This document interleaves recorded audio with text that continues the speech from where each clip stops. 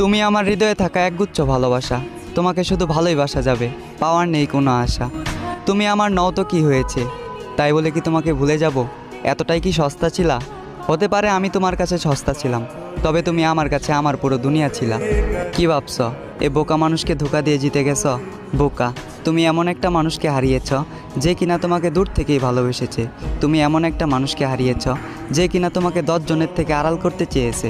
তুমি এমন একটা মানুষকে হারিয়েছ যে তোমার বাবার অবর্তমানে তোমার দায়িত্ব নিতে চেয়েছে।